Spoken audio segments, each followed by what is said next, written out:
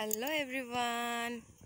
আশা করি সবাই ভালো আছো। আমি খুব খুব ভালো আছি। আইরাস ব্লগে তোমাদের সবাইকে ওয়েলকাম আর অনেক ভালোবাসা। তো আজকে হয়ে গেল সানডে 31 ডিসেম্বর আর আমার স্নান টান শেষ। আমি পাথারে আসছি এখানে কাপড় মেলতে। তো আজকে যাব হলো আমি দুলিয়াজান, মানে আমার বাপের বাড়ি। যাওয়ার রিজন আছে, কারণ আমার মা পাপা ওরা যাচ্ছে হলো গয়া, কাশী, বৃন্দাবন, দিল্লি এইসব জায়গা ঘুরতে।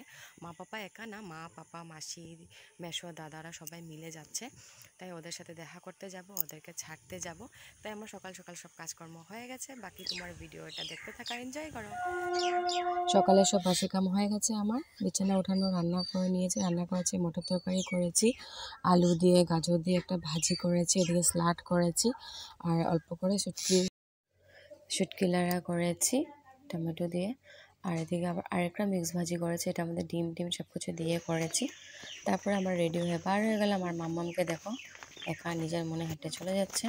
তারপর রেডি হয়ে বার হয়ে গেলাম, পেয়ে গেলাম স্টেশন। এই যে সেই কালী স্থানটা, মানে মার্কেটের স্টেশন। আমি যাচ্ছি টিকিট কাটতে, টিকিটটা কেটে নিই। মাম্মাম আছে, পাপার সাথে দাঁড়িয়ে আছে। আমার সাথে গেলে ঝ্যাং করবে, তাই আমি ওকে নিয়ে আমি নিজে একা একা যাচ্ছি। তো টিকিটটা কেটে নিই আগে। তো কেটে নিলাম টিকিট কাটা হয়ে গেছে। তারপরে স্টেশনে গিয়ে অল্প সময় দাঁড়ালাম। রাহুল তো মোবাইলে বিজি পুরা।